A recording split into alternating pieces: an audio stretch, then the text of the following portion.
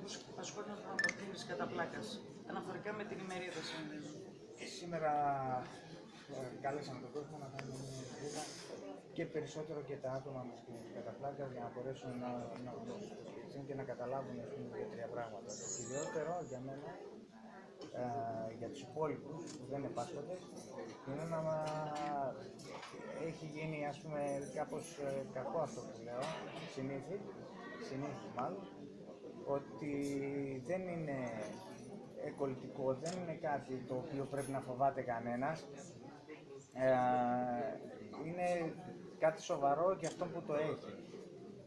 Κάτι που θα έπρεπε να ξέρουν και οι υπόλοιποι που δεν το έχουν όμως, και προσπαθούμε με αυτές τις δράσεις να δώσουμε μια εικόνα και στους υπολείπους για να μπορέσουν να ξέρουν δύο-τρία πραγματάκια και οι δικοί μας να μάθουν λίγα περισσότερα. Αναφορικά με το σύλλογο, με τα μέλη, πώς κινείται? Το σύλλογο στο κακό είναι ότι τα μέλη αυξάνονται, αρχίζουν κάποιοι άνθρωποι να βγαίνουν από το καβούκι τους, που αυτό είναι ένα από αυτά που θέλουμε να κάνουμε, να μην κρύβονται, να μην φοβούνται. Αλλά δεν είναι καλό ότι αυξάνονται, πάνω από ότι υπάρχουν πολλοί και κάπου αυτό το χρονικό διάστημα, ότι το τωρινό έχει αρκετό, λόγω του άγχους μπορεί να κάνει δημιουργείται μια έξαρση, θα έλεγα, γιατί μαθαίνουμε για πολύ περισσότερα πράγματα. Και κρούσματα και ασθενείς, ας πούμε, περισσότεροι. Είναι περισσότερο εμφανή. Ο λόγος του νοσοκομείου ασχολούμαστε κυρίως με τις τρεις καταπλάκες, με τις ειδικότητες που αναπτύσσουμε ιδιαίτερα στο νοσοκομείο. Για το θέμα που θα αναπτύξετε. Το σημερινό θέμα θα είναι οι νεότερες εξελίξεις γύρω από τις πλήρες καταπλάκες. Υπάρχουν νεότερα, όπως κάθε χρόνο βέβαια, αλλά αυτή η διαφορά είναι πολύ πρόσφατα και το Παγκόσμιο Συνέδριο που έγινε στην Βαρκελόνη, και έτσι έχουμε πολλά και ενδιαφέροντα νέα και για την ευθεία της νόσου και κυρίως για την αντιμετώπιση. Τα νεότερα όσον αφορά την αιτιολογία της νόσου είναι ότι ενοχοποιούνται τόσο τα γονίδια, δηλαδή κάποια μικρή μορφή κληρονομικό τους, αλλά κυρίως στο περιβάλλον. Μόξεις, κάπνισμα, διάφοροι ιοί οι οποίοι ενοχοποιούν την πάθηση, όπως και διάφορα άλλα μικρόβια. Σε σχέση με τη διάγνωση τα πράγματα είναι πάρα πολύ καλά. Με τη μαγνητική μπορούμε πολύ εύκολα να εντοπίσουμε την αρρώστια, την εξέλιξή της, να κάνουμε μια πρόγνωση για το πώς θα εξελιχθεί. Και όσον αφορά τη θεραπεία, αυτή τη στιγμή έχουμε από χθες μάλιστα 13 φάρμακα διαθέσιμα, τα οποία βοηθούν στην αντιμετώπιση της νόσου. Δηλαδή, όσο νωρίτερα την διάγνωση, όσο έχουμε τη δυνατότητα να καθυστερήσουμε, να αναστείλουμε εντελώς την εξέλιξη. Απλώς θέλει ευαισθησία, γρήγορα να εντοπιστούν τα συμπτώματα, να προσφύγει στον κατάλληλο γιατρό και να ξεκινήσουμε την αντιμετώπιση.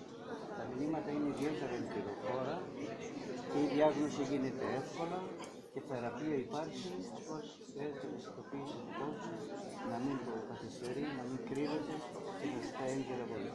Με τα κρούσματα, γιατί μας είπε πριν από λίγο ο πρόεδρος ότι παρατηρούνται κάποια καινούργια κρούσματα. Η εικόνα που έχετε εσείς, μιλάμε για μεγάλη αύξηση. Τα τελευταία 3 χρόνια που το ψάχνουμε το θέμα ιδιαίτερα, υπάρχει μεγάλη αύξηση. Και ο λόγος είναι ότι αλλάζει το περιβάλλον. Τα γονίδια παραμένουν ίδια, άρα η επίδραση του περιβάλλοντος σίγουρα έχει επηρεάσει σε παγκόσμιο επίπεδο και σε χώρες που ήταν άγνωστες έτσι, έχουμε πια μεγάλη αύξηση των κρούσματων. Και δεν είναι η αιτία το γεγονός ότι μπορούμε εύκολα να ανακαλύψουμε την αρρώστια. Απλώς θα πρέπει να κάνει ένα στοιχείο. Πρόληψη σε αυτή την πάθηση δεν υπάρχει. Απλώς το να ασχολείται κανείς με τον αθλητισμό, να μην καπνίζει, να έχει μειωμένη κατανάλωση άλατος, είναι μερικά που μπορεί κανείς να θεωρήσει ότι βοηθούν γενικότερα την υγεία, αλλά πρόληψη.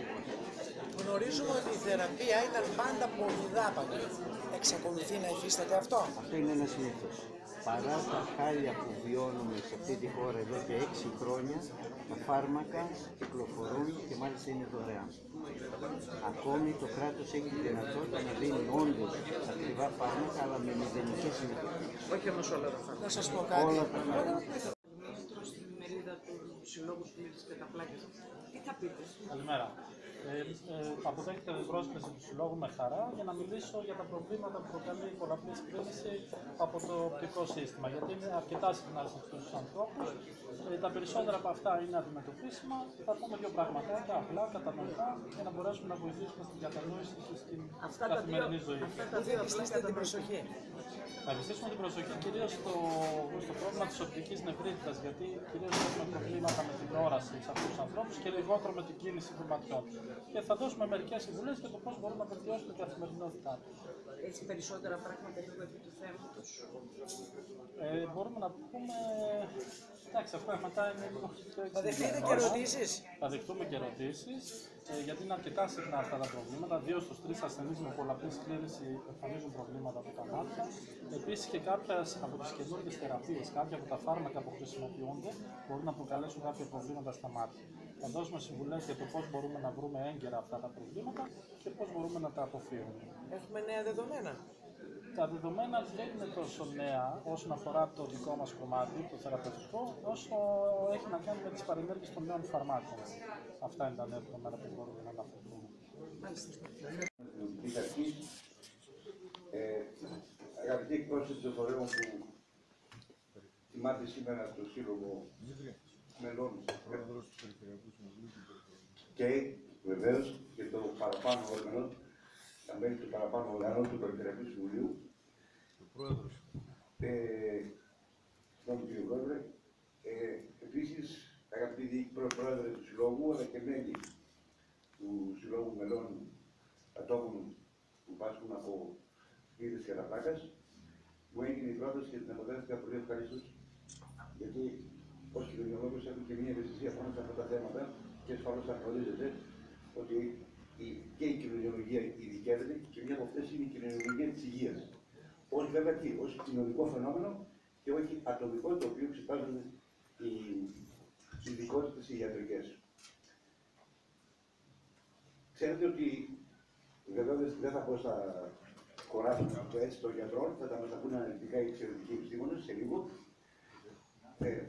Ξέρετε ότι το βασικό κεντρικό σύστημα το νευρικό περιλαμβάνει τον εγκέφαλο και τον οτίο μυελό και κατανέμονται στο ανθρώπινο σώμα ίσως χιλιόμετρα νευρικό νεύρο. Αυτά όμως δεν είναι ως συμπαγή καλώδια, είναι κομμάτια για να προστατεύεται το όλο σύστημα. Αν δηλαδή όπως έχουμε ασφάλειες διαφορετικές στο σπίτι, καεί μια ασφάλεια, θα ξέρουμε ότι έχουμε πρόβλημα στην κουζίνα. Δεν θα πάθει όλο το σπίτι. Αυτές λοιπόν οι απολύξεις των κομματιών των νεύρων συνδέονται μέσω μαγνητικού πεδίου. Η πληροφορία δηλαδή από το πρώτο κομμάτι στο επόμενο μέχρι να φτάσει στο εγκέφαλο πάει με ταχύτητα ηλικιώδη μέσω αυτών των νευρώνων, οι οποίοι διαβάζουν ταχύτητα την πληροφορία στον εγκέφαλο και ανάλογα αυτός δίνει τις σχετικές οδηγίες.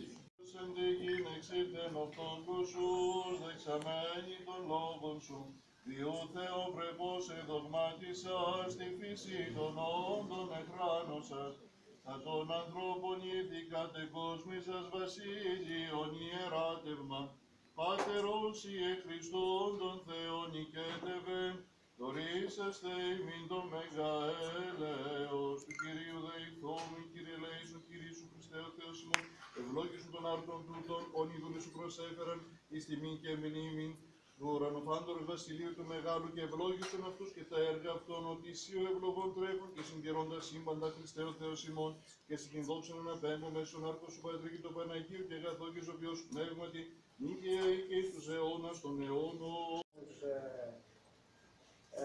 Που μας τίμησαν και είναι εδώ πέρα.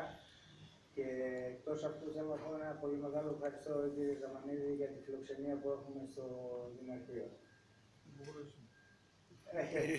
Εντάξει. Θέλω να ευχαριστήσω πάρα πολύ τους γιατρούς και τους προσκεκλημένους είτε από την περιφέρεια, του πρόεδρου του Περιφερειακού Συμβουλίου, Δημοτικού Συμβουλίου και Περιφερειακού Συμβούλους και κυριότερο εσάς που είσαστε εδώ. Εγώ δεν θέλω να πω τίποτα άλλο.